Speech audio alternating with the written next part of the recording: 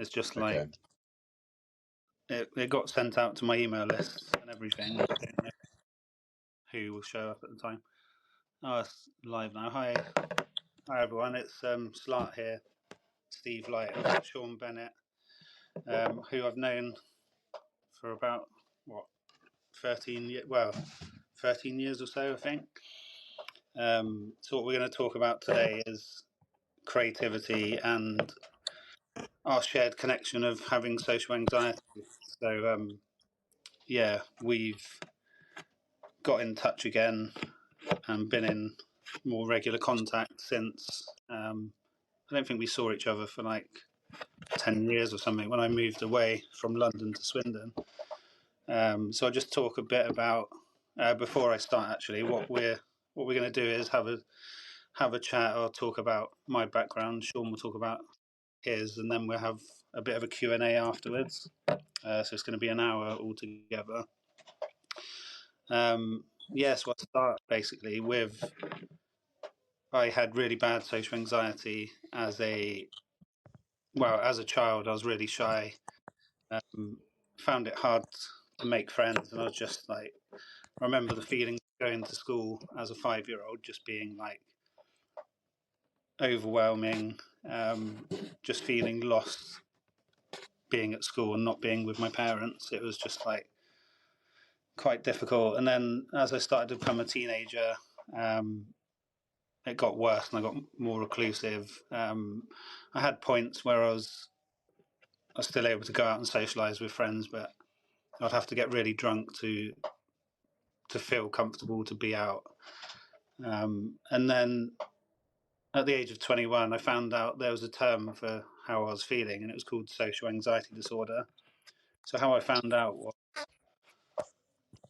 I was just working at this Royal Mail sorting office, and was just sorting the mail, and then all of a sudden on the radio it said, "Do you have a fear of social situations? You may have social anxiety disorder." And it was really weird. It was like a weird direct message to me to look into that.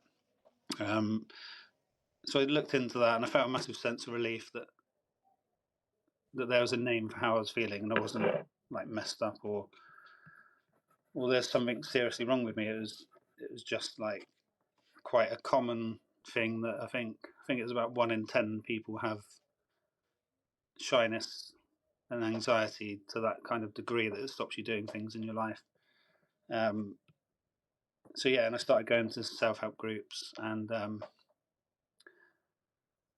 started pushing my comfort zone, doing different things that I found uncomfortable. Went to public speaking groups and did this thing called landmark education, and did like these big seminars with like 100 people, and just like faced my fears. Did loads of things like doing Zoom interviews.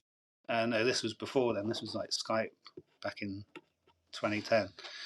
And then I got to a certain stage and I wanted to help other people, so I set up an anxiety group in London, and it's called Leading Light, and set up this anxiety group. And I remember the first ever session, I had a background in web design, so I set up a website and then invited, put it up on meetup.com as well, and then I think there was about 15 people came along.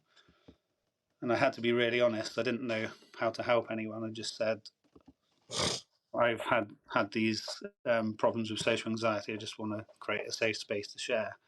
So it showed that there was a need for that, and that's where I met Sean. Sean came along to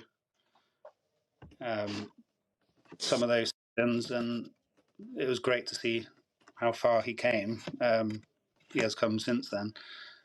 But Sean, before I go into the rest of the story, do you want to talk a bit about how it was for you before coming to the groups and then leading up to that point?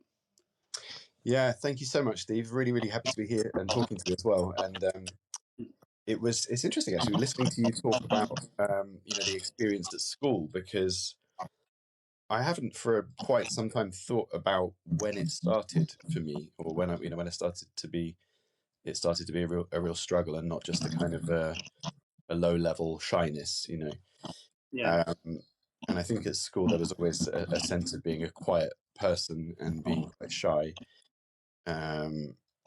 Having lots of friends, fortunately, but also just realizing that I was not vocal or confident in the same way that other people were. And Yeah. I think for me, you may remember me telling this story when I came to one of your support groups, actually, but I remember being at school when I was about 16 years old and being asked to do a presentation in English class, and just kind of crumbling under pressure and feeling, you know, like all the symptoms you can imagine of social anxiety. Like the room sort of becomes distorted, your vision sort of, you know, wobbles, you sweat, you tremble, you can't speak, you feel like you're going to fall over or throw up or something. And since then, ever since then, I thought, you know, how am I ever going to do, you know, presentations if I work somewhere where I'm in a meeting, or if I want to go to university, how am I going to do presentations? How am I going to, you know, just speak in a room full of people? So for me, it was actually, it's interesting talking, you know, you mentioned about sort of 1 in 10 or so people with, people have anxiety like that. And the figure that I seem to remember, which is a bit vague, so don't quote me on it, but is the 70-something% of people struggle with glossophobia, is that fear of public speaking.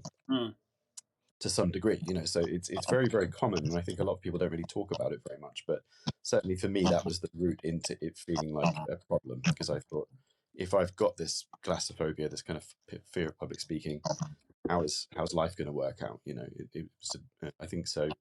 For me, it was probably around the age of about 18, 19, 20, when, you know, leaving school, becoming an adult, looking for jobs, and thinking, this is just not going to. I don't know how I'm going to do this. Yeah. And I remember coming to, I moved to London from Kent when I was 24 years old. And I remember coming to your Leading Lights social anxiety support group when I was about 28, something like that, 27, 28. So yeah, 13 years ago. And terrified, you know, not sure what to expect, not knowing whether or not, you know, you might be put on the spot to stand up or talk in front of the group. But your groups were pivotal for me. They were massive, you know, as I hope you know. It was genuinely a safe space, and a very gentle way into sort of practicing speaking with people. And if I remember rightly, there was a kind of a small public speaking element to it in the second part of the group, where, you know, as I say it now, I can feel myself like remembering what it felt like to Yeah. go Yeah. and to put yourself in that situation. But it was great, because it was, you know, let's say 10 people there, everyone's struggling with the same thing, and then you have a go, if you want to, at standing up and doing a bit of a, like, hi, my name's Sean and I come from Kent and I do this and this, and it's like miniature practice at public speaking. And so for me, yeah, I think I just, you know, bits like that. You mentioned public speaking courses and Zoom chats. Over time, I've done so much of that stuff now that I, you know, incrementally those things get easier and easier and easier. And right now, because I coach people and I host workshops and things, so it's become a pleasure, actually, to be with other people, to, you know, to provide those spaces for other people. I think I still would be very scared if I were getting up and talking in front of, you know, 100 people or 150 or 200 or something. I'm terrified. Yeah. So it'd still be a challenge, but through perseverance and through that incremental, you know, gradual increase in confidence, I've found that I'm actually really able to enjoy my work, enjoy people's company. So, and never said this to you, Steve, but thank you. I really mean it. It was such a huge part of my life, actually. So I really appreciate it. My pleasure. It's great to hear that. That's why I did it, I guess. Well, obviously, I could empathise because I knew what it was like, and I just wanted to create that safe space, because I've been to other groups before, and it's not like there was direct pressure on you, but it felt like there was pressure, and I tried to take any pressure off anyone. So I'd always say you can come along and never speak if you don't want to. I saw some people who have never stood up in front of a group who came for weeks and didn't say anything, and then just did because they felt safe to, and it's just amazing to experience that. So I'm really glad to hear that. I'm proud of how far you've come. And we'll talk more about that in a bit. But when you're going through your experiences and all that, I was too nervous to go to university. I remember clearly looking on. I was looking at Manchester, I think, because there was no, it wasn't. That was before I went to the anxiety group there. But for some reason, I was looking at a college, Manchester University, and I was looking at the website, and you could, they have like these, like the shots of students socialising and stuff, and like groups of people, just like the classic stock photos and all that. Just I couldn't picture myself being in those situations. All of that kind of thing terrified me, so I couldn't. As much as I wanted to go to university, I just couldn't. So I went to a local college instead, and even that was really difficult. I remember going along to the first day, and it felt like a first day at school, even though I was 19. And I was chatting to someone else there. I was sat next to, and luckily, well, I say luckily, it was nice to know that she was nervous as well, and we both said it felt like being at school. But I managed to get through that by being open, and I told my tutor that I had social anxiety. So this was just after I found out it had a name, and he was really supportive and said, "You don't have to do group presentations if you don't want to. Just come and chat with me, and we do it like 1-to-1."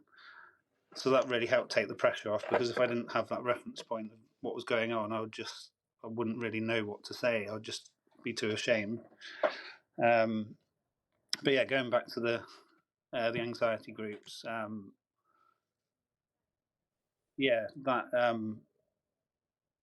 being able to set up that space for other people really helped me grow as well, and just it took the focus off of me, and that was part of my growth as well, I guess. But back then I didn't have a creative pursuit.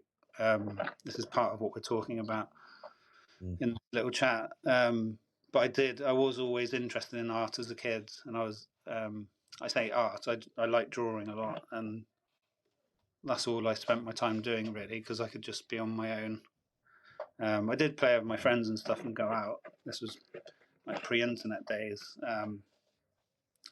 back in like early 90s. But I remember a lot of the time drawing and remembering that feeling of what it was like to be in the flow state. We spoke about this before. Obviously, I don't know what it was then, but it's just the state where you're forgetting yourself and you're just absorbed in what you're doing. And I just remember how much of a relief that was. It took me away from any kind of shyness or anxiety that I had as a child. So it brought me. So after the anxiety groups, I moved out of London, so I left that behind, and it's actually still going now. It's on meetup.com/leading light social. I can send a link out if anyone needs to see that. But it wasn't until when was it, 2019, that I started putting my focus back into art again. And it was someone who I know who's on Substack, Thomas J. Bevan, who I read one of his blog posts, and it said it had 3 questions on there. What were you told you were good at as a child? What did you enjoy doing as a child? And what did you spend most of your time doing as a child? And all 3 answers were drawing and video games. That's what I spent most of my time doing. And this prompt that he had was, he designed it to get you thinking about what your kind of intuitive pursuits were as a child, not like just things that you did naturally without any agenda. It's not like you plan to draw and you plan to play video games. It's just something that you started doing. So me going through that exercise, I didn't particularly want to focus on video games. I used to love it quite a lot as a kid, but I would play it as an adult, but it takes up so much time, and you just can't. Well, I can't personally do that now.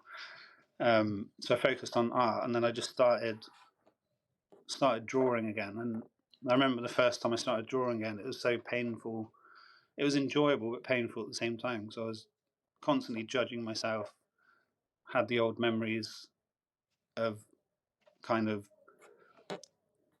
thinking my work's not good enough, and all that stuff came up for me. But then when I finished, I had about 10 pen and ink drawings of my dog, which were, I look back at them now and I'm so fond of them. They're quite beautiful. And from that moment on, I started just doing more and more. And I'm actually in my art studio now. And in 2021, I got an art studio. And at that point, I kind of felt like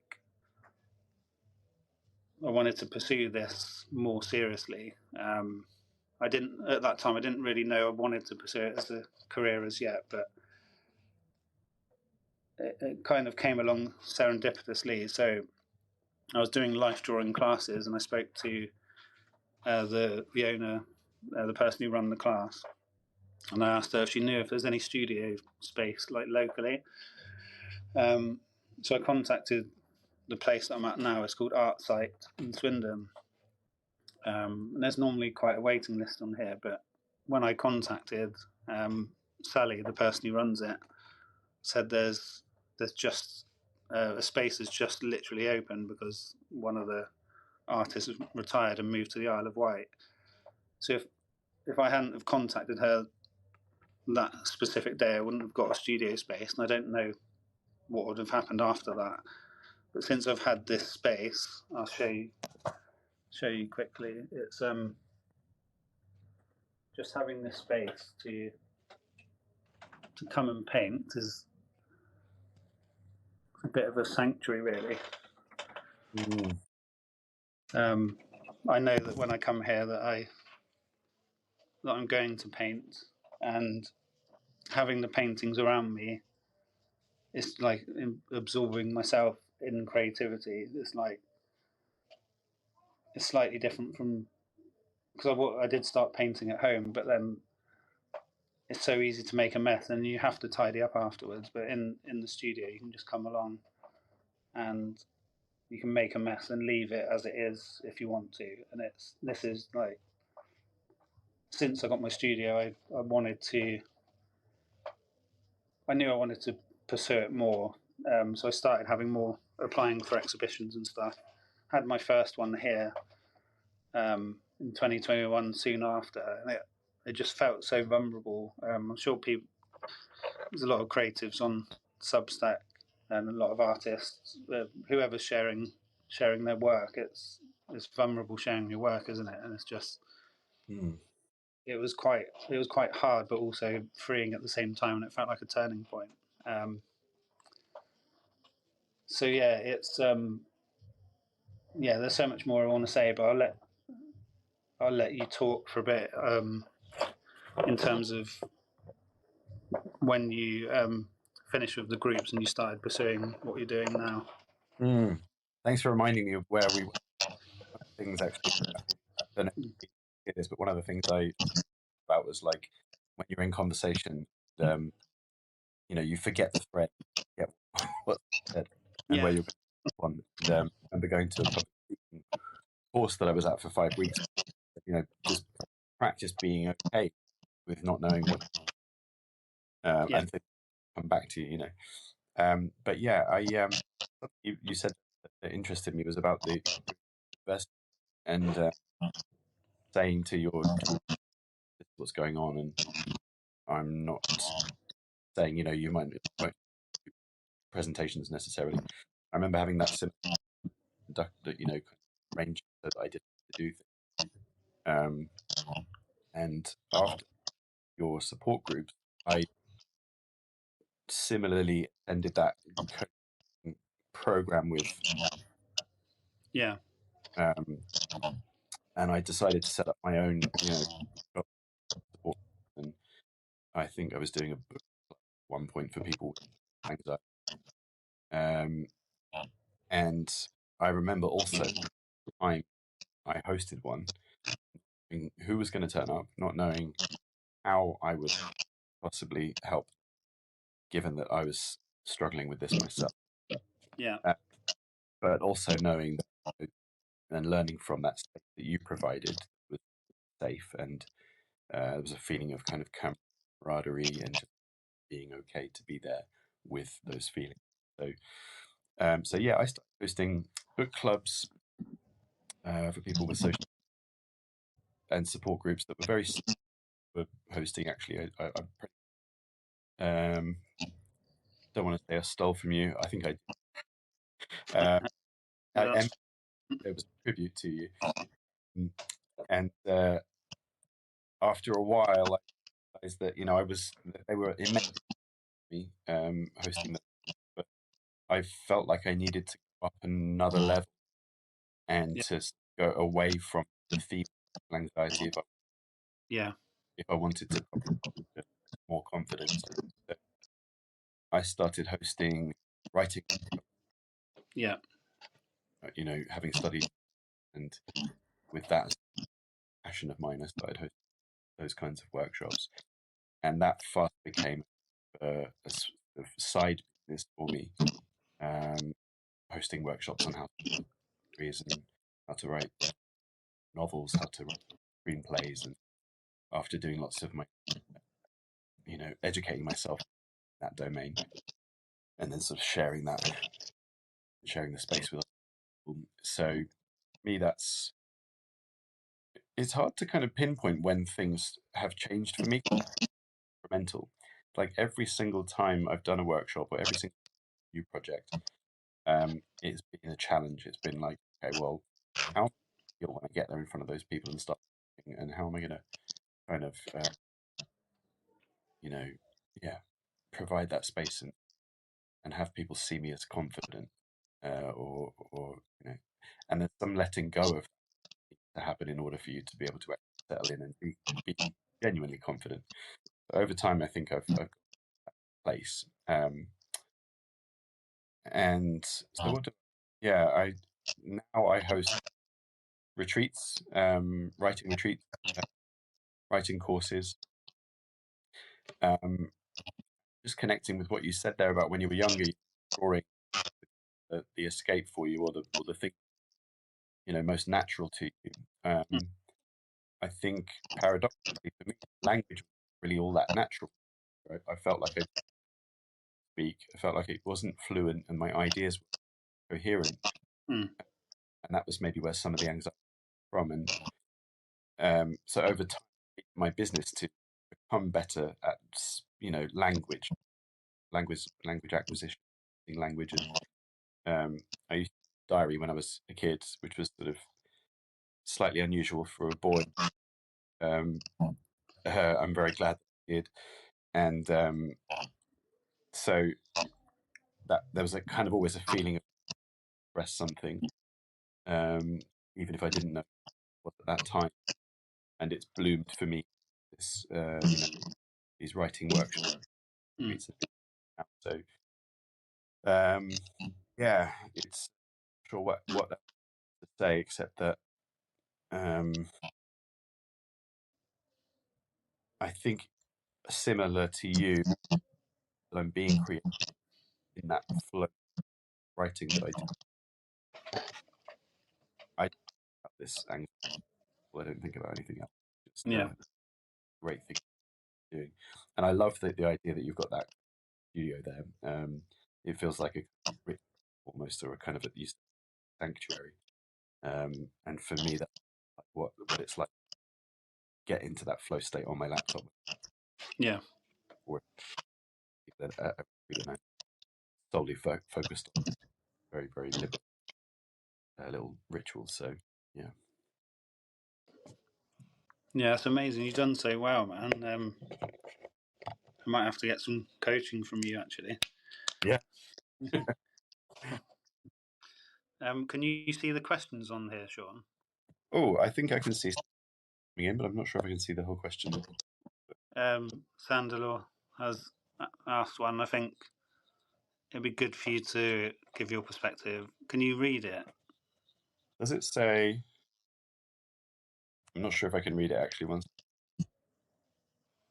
I can't see them clearly for some reason. Do you want me to read it out and then? Yeah, that would be great actually.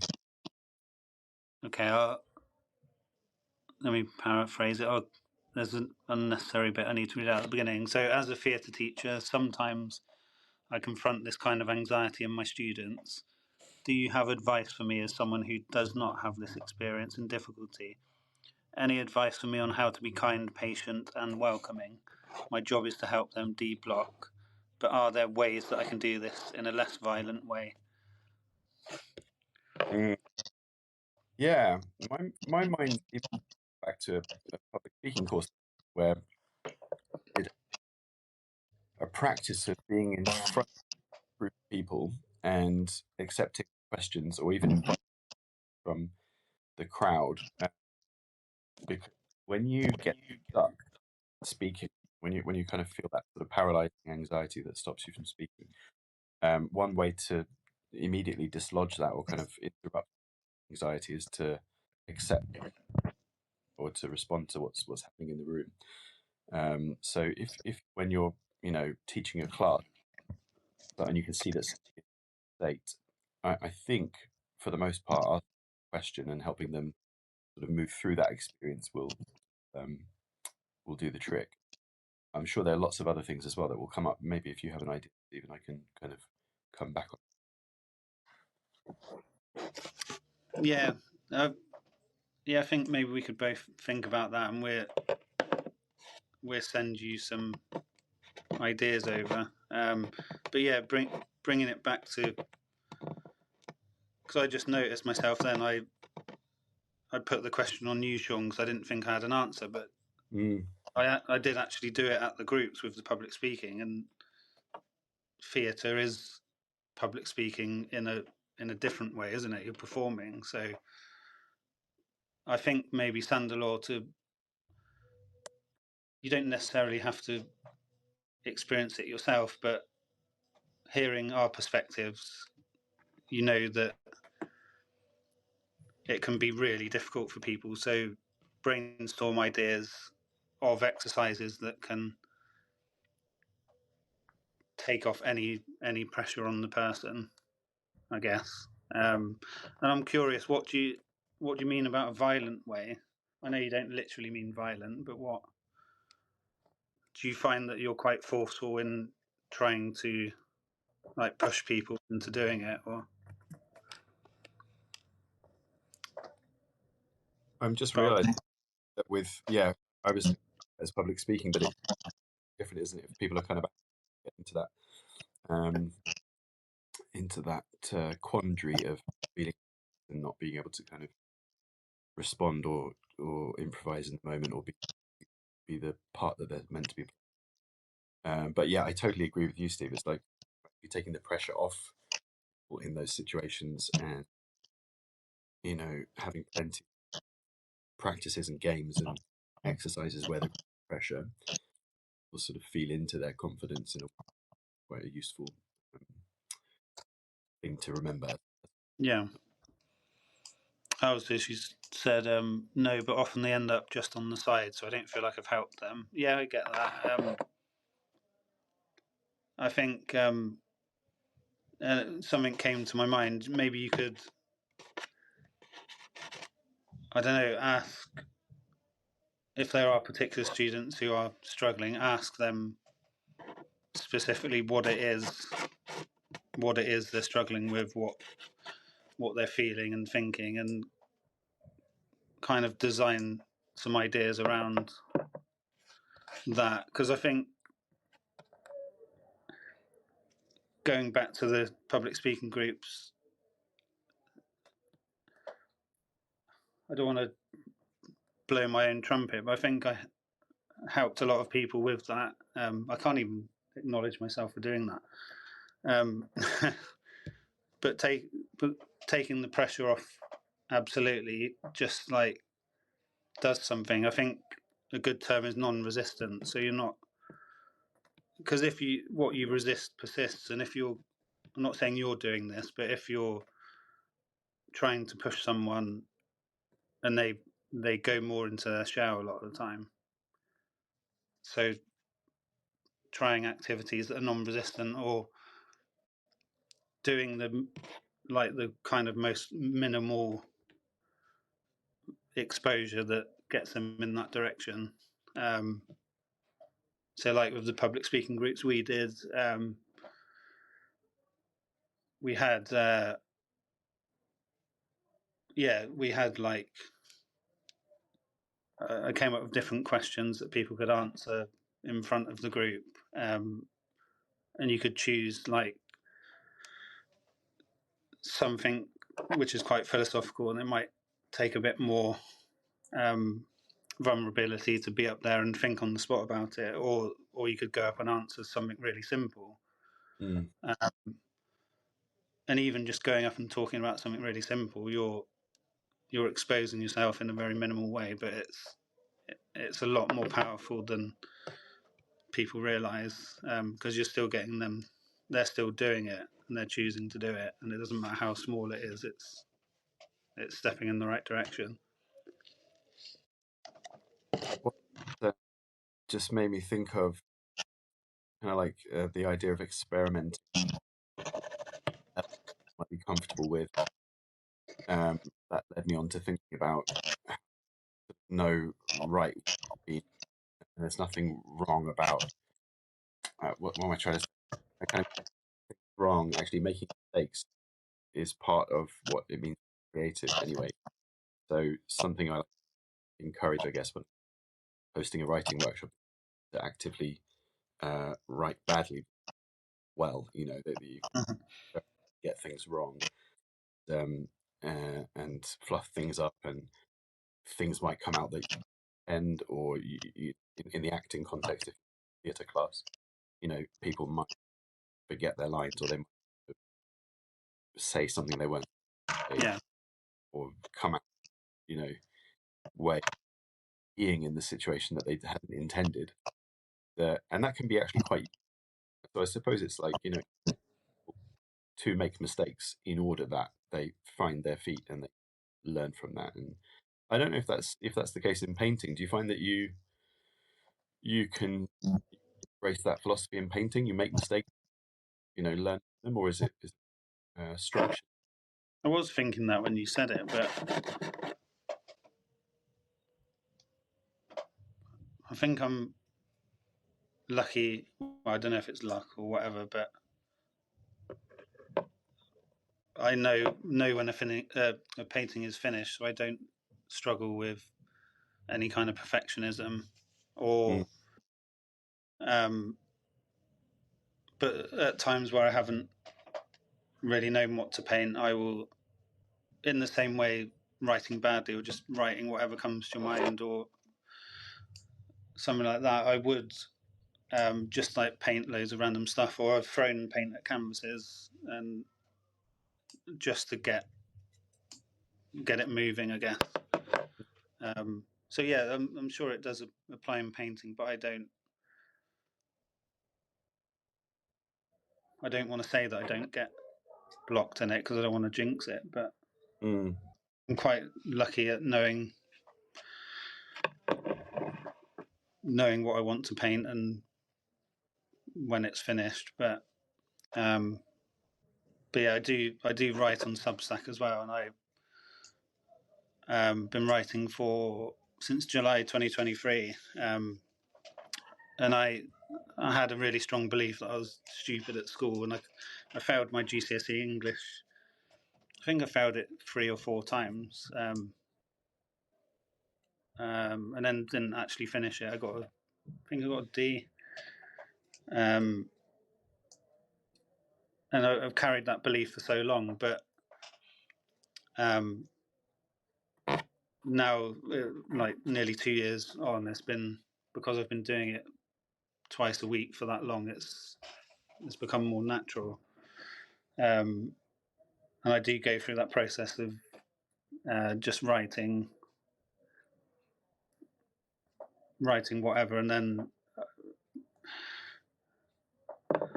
I think because I had that belief, I assumed that you had to write perfectly at the first time. But a lot of writers on here, everyone who's been writing for a while knows that you can edit it as many times as you want as well. And knowing that I can do that sounds so simple, but I didn't know that. It didn't really occur to me that you could do that. So I allow myself to write whatever, and then you can just go through and tweak it. So that was quite a revelation to me. Yeah, and luckily I don't need to do that with painting, but yeah, I just wanted to open it to more questions if anyone else has any questions. Just while we're waiting for one of them to come through, I had a question about you. That I wondered if you get to the end of a painting, so this isn't how I intended it to be, exactly the aesthetic I'm going for, or then, you know, because I can do that with my writing. I can think in my mind about what I want to an article or a bit, and then it doesn't turn out exactly what I wanted to, and sort of trying to be okay with that. Yeah. I have had, it's been in the minority, but I have had some paintings that I've painted over, and I've been okay with that because they just haven't turned out what I expected. And I do admire people who have a high level of skill, who can like paint off the top of their head an idea and it's perfectly formed, like compositionally, and the painting style is really strong and everything. But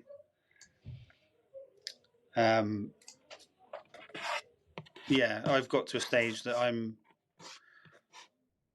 because I know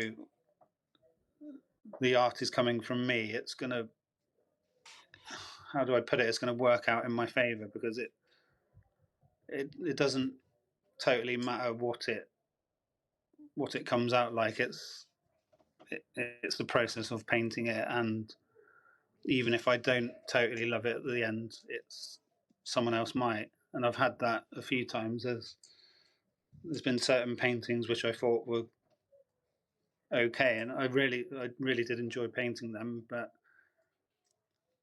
certainly weren't any of my favourites. But then they were quite popular, so it's just letting go of any kind of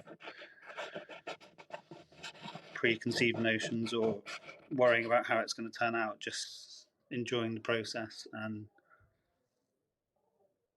like I was saying to you before, Sean, I have a starting point where I'm working along a theme and I have these ideas popping in my head day to day, and I've got them on a list, and it's nice to know I have this list of ideas, and then I can come into the studio and I'll print some reference photos and I can get to work on that, and then I really enjoy freestyling on that. So I don't really plan my colours at all. And again, I admire people who do that. People mix colours and get their whole colour palettes organised, but I just work through it, and I mix paints as I go, and I just enjoy that kind of messy process. Just a plan. I think you said sometimes you write elements of it down as well, but then there's also a process sort of free flowing, and the colours can develop it as they want to, almost process. Yeah, the colour process is more intuitive. Like I was showing you this one earlier, so that was taken from a reference photo. That's me in a hospital bed when I was having dialysis, and it's kind of turned a bit pastely, and the wall wasn't purple in the photo; it was like a grey colour. But it's nice to like go along and follow this kind of rough guideline of having a reference photo and knowing that I don't have to follow it color wise, and I can do what I want. And it's nice having that freedom, and I think it's turned out really nice. Painting. That's the first time I've seen it. You know, in its painting form. I've seen it on your social media before. Yeah. Love that. Thank you. Yeah, it's just, I don't know, maybe I will. I'm also open to changing as well, because I don't want to say I do it this way and that's how it's going to be. I'm open to maybe having a bit more painting training. Like you said, you were looking into it.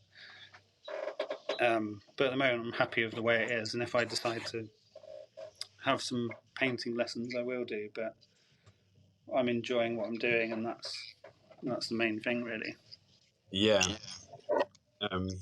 Yes, I was talking about kind of maybe having some lessons. I was thinking whether or not you do teach people, but and then I think we were talking about rather than teaching people the act of painting or the craft of painting, it's more about the. Were you saying it's sort of like the what goes into the emotional experience of painting and the kind of the process that people have and wanting to be part of that experience with people? Yeah, the expression and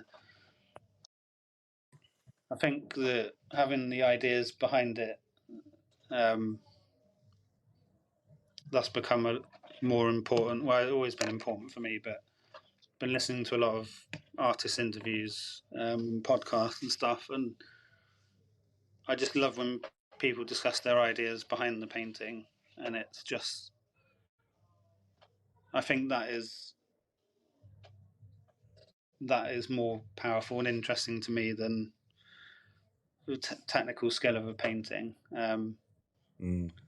Like I used to be really into watching Portrait Artist of the Year, and I did apply for like 4 years, I think, but then I stopped. I'm not really bothered with that because it's, I don't know, they're all amazingly talented. Don't get me wrong, but there seems to be no room for any kind of, I don't know. They're all pretty different styles, but they're kind of along the same. How do I describe it? I don't know. A lot of the time, you wouldn't be able to tell whose painting it is in a crowd of painting. A lot of the kind of realism work, which is really great, that a lot of portrait artists do now, but it's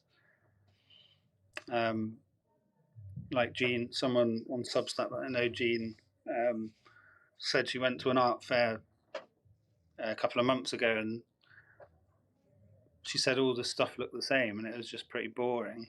And that's why I like having my own style and sticking to that rather than trying to perfect my painting so it's more realistic.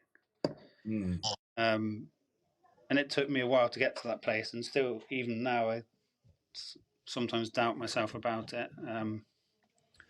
But I've had reinforcement from mentors and friends and stuff. Like someone saw one of my murals I did on as a photo on Facebook, and then they knew it as mine straight away, which was nice to know that someone could recognize your work, like recognize it immediately. And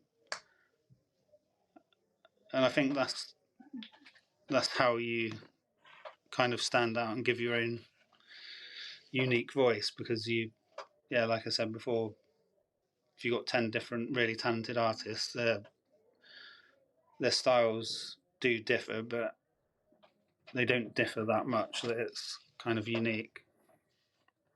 Your style definitely stands out to me. I kind of recognize a painting instantly, and I've seen that mural as well, again on social. And you've got I think it's okay to you've got an exhibition coming up, right? Yeah. London. Yeah, in September. So we've got an exhibition in the Crypt Gallery on the opening night 6th of September, and it's on 17th to the 18th of September. Yeah, sorry, what were you going to say about that? Were you going to say anything in particular? Or? I was going to ask you about the theme and how it came about, and whether I think that's it. Yeah, what the theme and how it be? So the title of it's called Memento Vivere. So it's which means remember to live in Latin. I don't want to sound like I'm some massive philosophy expert, but definitely, as you know, like having anxiety and stuff.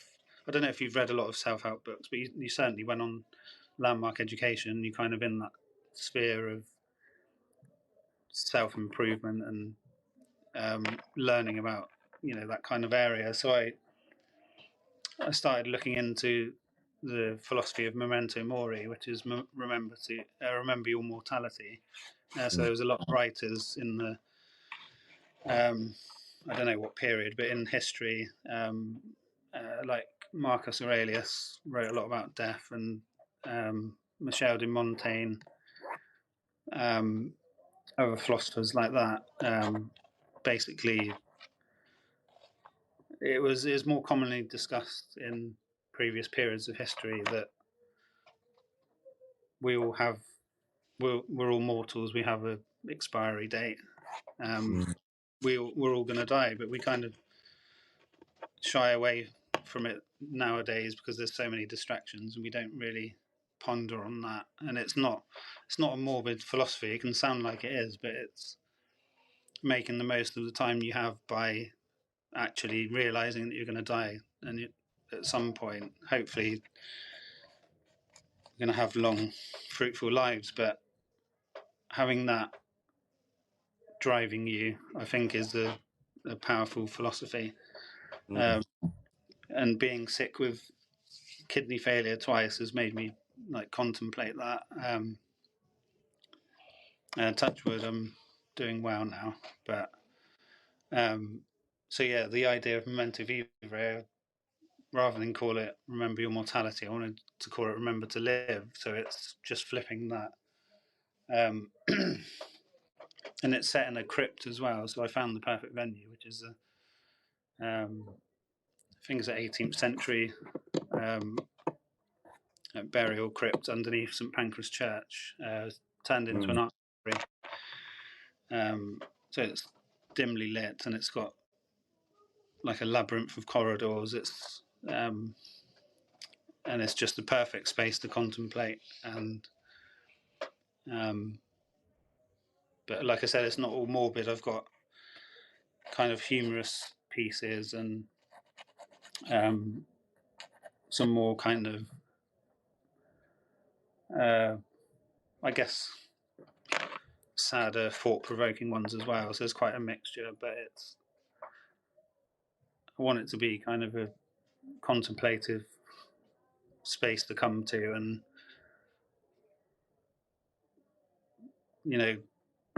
some people go into galleries and just look around quickly and take photos and go, I want this to be kind of a meditation of sorts, taking your time going through the corridors and thinking about what each piece means, and just really having the time to contemplate it. So yeah, I've been putting a lot of time into promoting that, and I just wanted to like take things into my own hands, because there's so many artists who are contacting galleries that there's too many artists for the amount of galleries that exist. So it's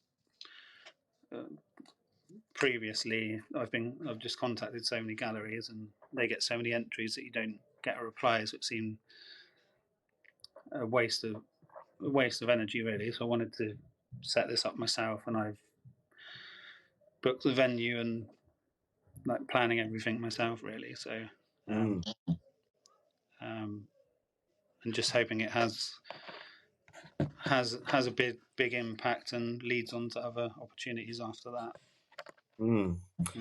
That's really cool. I didn't know that it was helpful what the concept was, but also what you were just about the Montessori quote and flipping it on its head, saying, remember the big. That's deeply resonant to me. Again, something I didn't know about your work, but having studied existential ideas, existential coaching more recently, the CPD that I was doing to extend the kind of coaching that I offer. The idea, it could, like you say, it could sort of sound morbid, focusing on death, but it's quite creative and essential, to think about what do I want to be doing here with my time on Earth.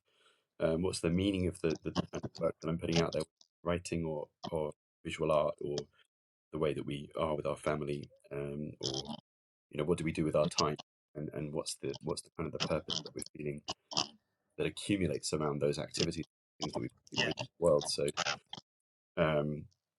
So yeah, that's deeply resonant for me. It's something I'm trying to focus on with people that I work with when whether they're usually I'm working mostly with writers, so it's about putting together ideas for a book or a story, poems, and thinking about what's the role of work in the world.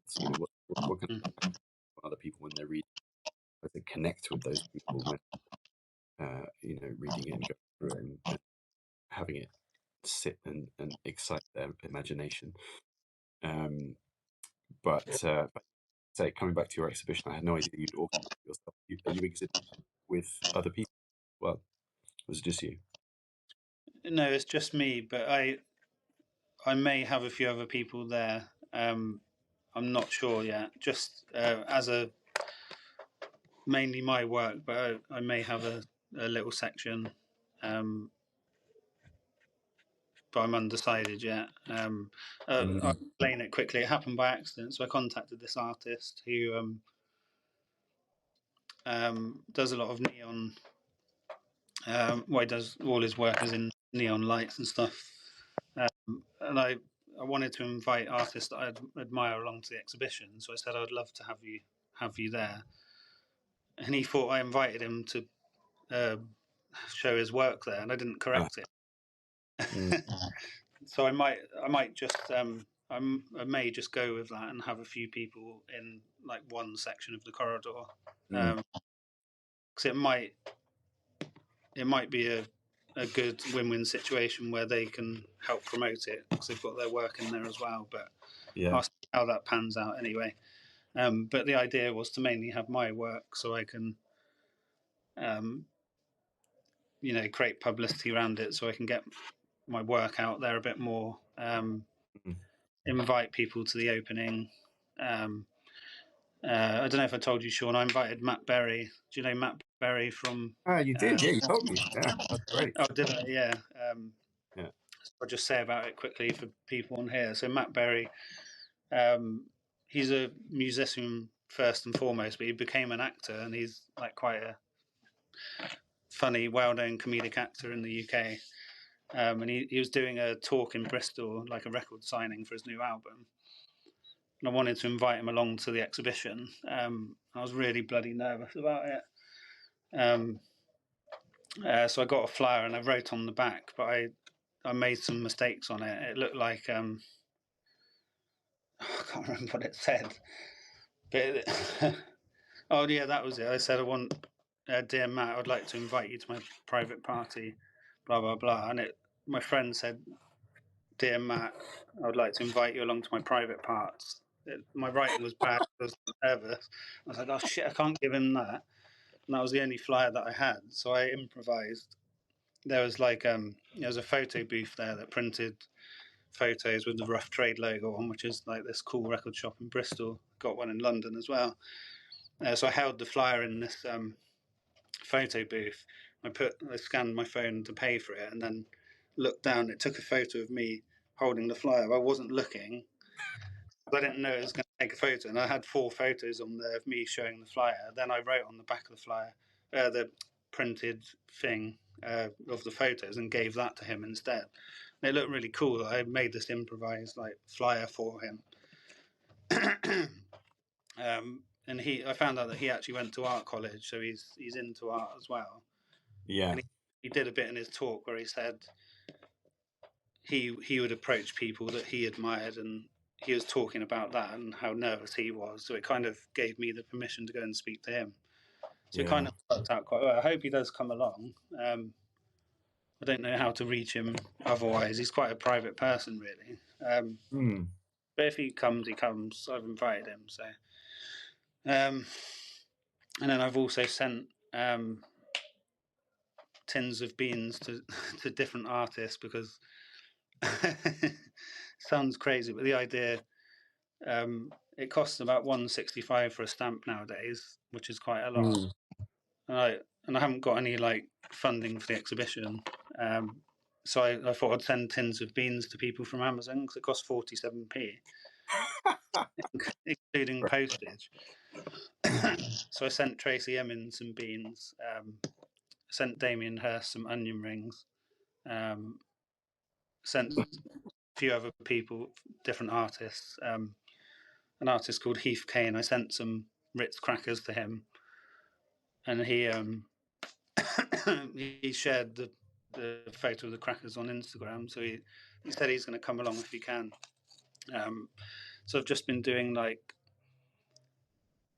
these kind of guerrilla marketing things, because I haven't got like massive PR. Well, I haven't got any PR budget or anything. It's been quite fun being creative on how to promote it and stuff. And as I said in my last Substack post, I've got a 3 meter banner printed from Vistaprint, which is like quite a cheap printing place. It's not just in the UK, but I'm going to put that outside St Pancras Church on the railings. I've got big railings there. And I'm really looking forward to that. It looks really good. It's got a massive QR code on as well, so people can just like scan it and go straight to the website. And that's only like 65 quid, and hopefully that'll make a big impact. Being, you know Euston Road, don't you? It's not just down from where Landmark is, around the corner. Yeah, of course. Yeah, so it's a really busy road in London. So hopefully having that there is going to help in itself. So yeah. There's a bit of a lesson there as well, actually, which I see echo in a lot of the coaching work I've either been part of or seen others do, which is that you don't know what might be available until you ask. So that kind of novelty leaflet thing to carry, and you're sending the beans to places. And so there's a really creative ways, but also even just asking for something, asking if somebody might be something. We forget how easy that is to do, and actually quite often people will respond kindly or might say yes. I remember doing wanting to host Q&As of published authors, and not really knowing how to go about it, an agent for myself or a team or anything. Thinking, well, there's no way I'm going to want to come and do a Q&A in a tiny little workshop in some privately organized by a nobody. So someone that nobody knows. But I just reached out to publishers, and I actually found an article online of the published authors, young authors, who were sort of just beginning to make a bit of a splash in that world. And 2 or 3 of them got back to me, and one of them actually came and did a Q&A with me. It was, well, his book was called Kismet. It was about a dating app where you were given a percentage of how much likelihood you would fall in love with someone or something like that. It was a really good book, actually. But he came and did a talk and a Q&A with me in one of my workshops. And then another thriller writer came along. But yeah, it's just how when you actually put yourself out for them. Yeah, that's so true, and that reminded me of a couple of things. Going back to the anxiety groups, you probably heard the story of Ruby Wax coming to my first exhibition. Remember that? Yeah. Yeah. So I heard Ruby Wax she's like a big UK celebrity. She's American, but came over here, and a mental health evangelist as well. So I got invited to speak with her at the BBC.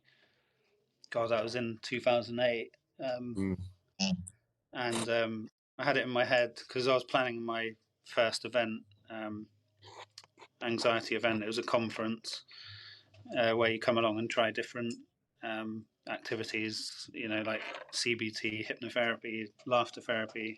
Just like this was before. I think it was after. It was before the actual groups started. This was like the first instance. So went to speak to Ruby. Got filmed for this BBC thing, and I said to the producer before I went on, do you think it'd be okay to ask Ruby if she would come to my event? And they said, she'd probably be too busy. I wouldn't bother. But I didn't listen. I had the chat with her, and we had a really nice connection. And then at the end, I said, Ruby, I'd love it if you come along to this anxiety event I've got coming up in a couple of months. And she said she'd love to. She just needs to check with her personal assistant.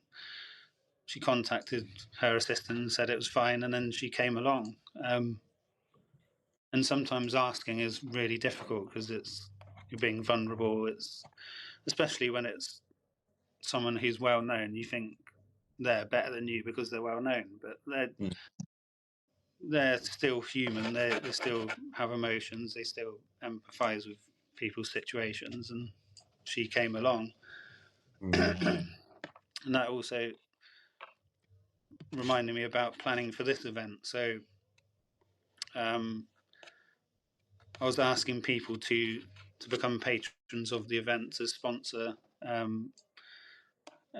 like to donate towards the cost of the event. So I emailed some people and basically asked if I could have a chat with them about the exhibition and stuff, blah, blah, blah.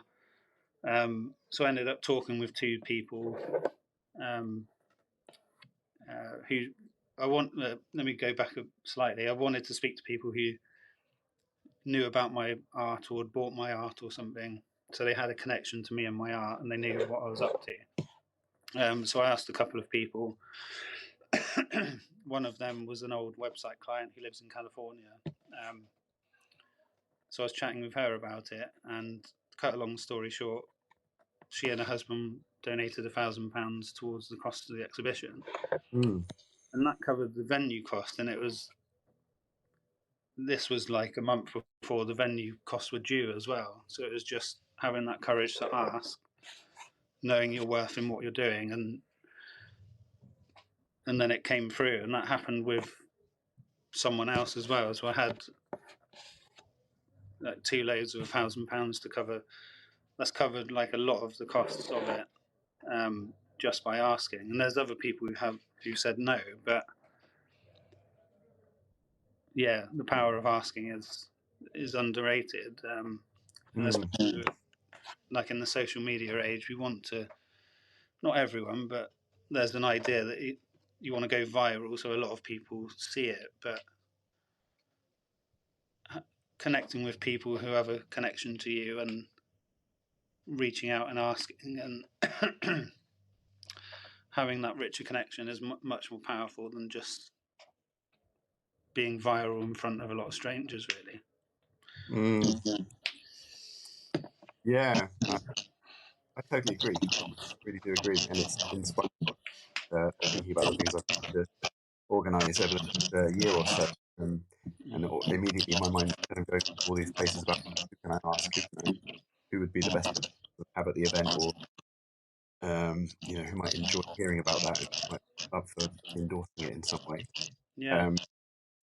Just noticing the time though, and thinking about the human connection.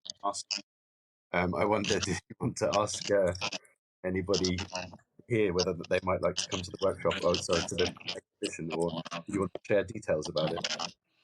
Oh yeah, sure.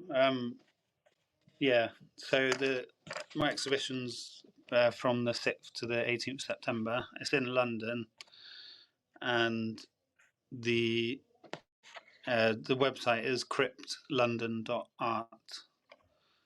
So yeah, the tickets are free. I have like a donation option on there, so any donations go to Kidney Care UK. A really great charity. They've supported me personally when I was struggling as well. So yeah, even if you're in America, please fly over. That reminds me, actually, when I was saying that story about the old website client in San Francisco, her and her husband are actually coming to the show. So they're coming to the UK just for the show and to show them around, like Swindon, Bath, and stuff as well. So it's just amazing. I don't know, just feel really humbled that they would come over just for that, really. Well, not just for that, but that's the main reason they're coming over to see my exhibition, especially so far away as well, and it means a lot. Yeah, that's great. That's amazing. I know. I'll definitely be coming to the exhibition. Also, I wanted to just share my email in the chat here as well, in case anybody would like to be in contact with me. So the thing that I've been working always working on new workshops and new retreats and courses like that, but I've got a retreat coming up in September in Glastonbury for creative writers. And actually at the moment I have space for 3 or 4 people who might like to connect and share some creative writing and get free sample coaching and feedback on that work.